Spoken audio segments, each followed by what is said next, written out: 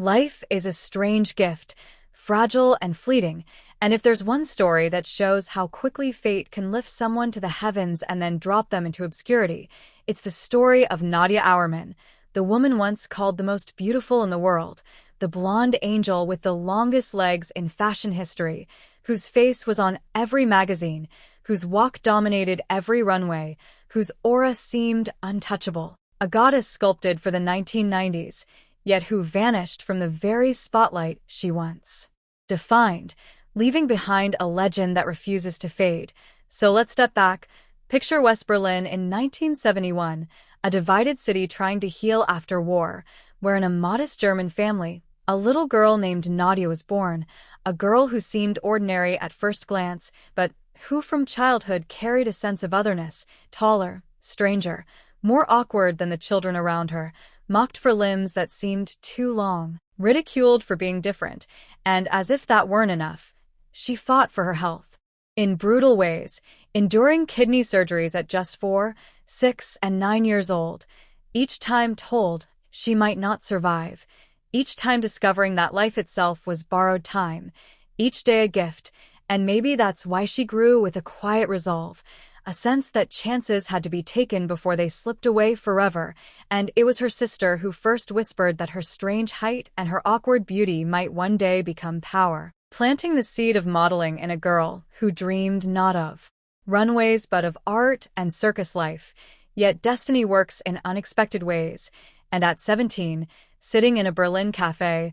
Nadja was spotted by a scout, asked if she wanted to model, and with one casual yes, she unknowingly set her life on a path toward legend. But the easy part was saying yes. The hard part was surviving Paris in the early 1990s, a city unkind to outsiders, where she faced 10 castings a day, endless rejections, doors slamming shut as quickly as they opened. Because while she was striking and undeniably beautiful, she hadn't yet found the hook that would make her unforgettable until one decision changed everything. A bold move that seemed reckless at the time. She bleached her hair platinum blonde, and overnight Nadja was reborn as the blonde angel, an icy, ethereal figure who designers, editors, and photographers couldn't get enough of. Suddenly transformed from just another tall German girl into the face of a generation,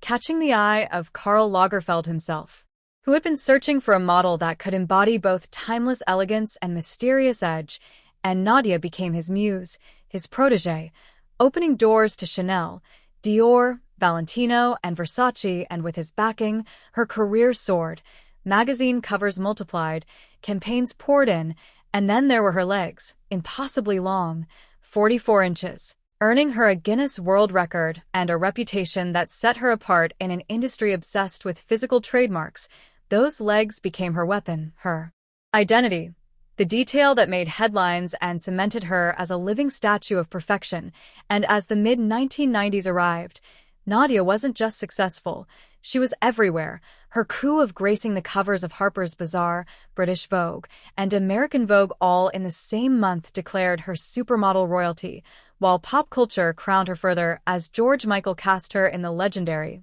Too Funky music video alongside Linda Evangelista and Tyra Banks, a performance that introduced her icy allure to millions who had never opened a fashion magazine. Her cool, aloof, unforgettable presence burned into the memory of an entire generation, followed by the honor of appearing in the Pirelli calendar, a sacred milestone in modeling, while designers like Versace pushed her to the forefront of daring runway shows, and photographers like Ellen von Unworth called her unreachable, a beauty that seemed both inviting and untouchable, while masters like Richard Avedon, Steven Meisel, and Peter Lindbergh obsessed over capturing the contradictions of her face, her ability to be elegant, androgynous, intimidating, or feminine at will, a chameleon who could become anyone the moment the shutter clicked. And this was the secret to her value, for unlike models trapped in one archetype, Nadja offered infinite range, fitting perfectly into the 1990s fashion moment when supermodels weren't just mannequins but icons shaping culture. Yet even as she climbed higher than most could dream, cracks were forming because the supermodel machine that had built her was also relentless, demanding flights, fittings, campaigns, appearances, a cycle so consuming that even an angel could break under its weight. And by the late 1990s, the very industry that crowned her began to shift, ushering in the era of heroine chic, with Kate Moss and a new appetite for smaller, grittier, raw aesthetics that rejected the statuesque glamour Nadja embodied. And suddenly the calls slowed, the campaigns thinned. And for someone once labeled perfection, irrelevance was the crueler insult. Yet Nadja was already changing too, because in 1997 she became a mother, welcoming her daughter Cosima, and in 1999 her son Nicholas, and motherhood grounded her in ways the runway never could, pulling her away from the endless cycle of castings and flights,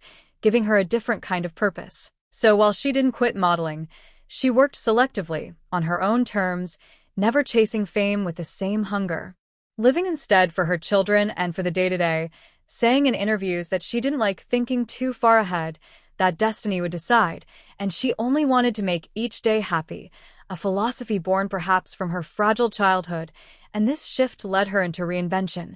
dabbling in German films like Sleeping Beauty, Silent Death, and The Last Chapter, modest productions that signaled her search for identity beyond modeling, but the world wasn't ready to see her as anything but the blonde angel. And then came the blow that changed her image forever. In 2011, when German authorities charged her with tax evasion, accusing her of failing to declare over €270,000 in income from the early 2000s, a scandal that dragged her back into headlines not for glamour but for shame. And though the fine of €9,000 wasn't financial ruin, the reputational damage was harsh, tabloids seizing the chance to turn angel into fallen angel, a cruel twist for a woman once held as flawless. And in the unforgiving world of fashion, reputation matters more than reality. So Nadja retreated further, appearing only occasionally, becoming to the public a ghost of the 1990s, a reminder that perfection is temporary and that even legends can fall. Yet she never disappeared completely, working on her own terms, choosing selective editorials, participating in museum exhibitions, launching a personal perfume project, and in 2015 reuniting with her peers Cindy Crawford, Helena Christensen, Eva Herzegova, Karen Alexander, and Tatiana Paditz for Peter Lindbergh's The Reunion for Vogue Italia, proving that the supermodels of the 90s never really left. And in Germany she remained visible on television and cultural stages, even as the rest of the world wondered where the blonde angel had gone. And today in her 50s, Nadja lives quietly, present for her children,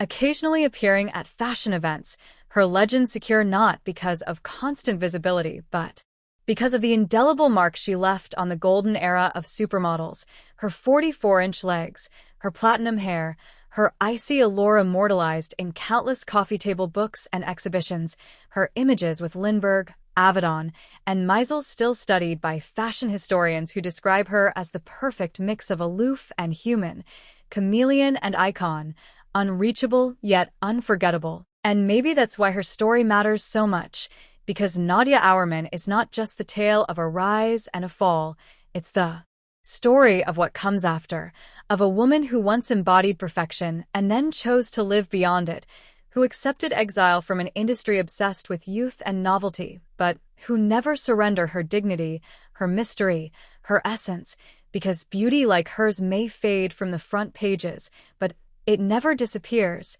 It lingers, inspiring, haunting, reminding us that perfection is never permanent, and that the true legacy of an angel lies not in staying forever in the spotlight, but in proving that, even when the lights go out, the legend remains. So as you think of Nadja Auermann, the girl once mocked in Berlin, the angel who conquered Paris, the mother who walked away from fame, and the woman who lives quietly today, ask yourself this: what does it really mean to be perfect? And is perfection worth the price? Because Nadja's life shows us both the gift and the curse of beauty, and that maybe the greatest victory is not in never falling, but in surviving after the fall. And that is why her story, decades later, still captivates us, still makes us wonder, and still makes us say, the blonde angel never truly left. She just chose to fly on her own terms.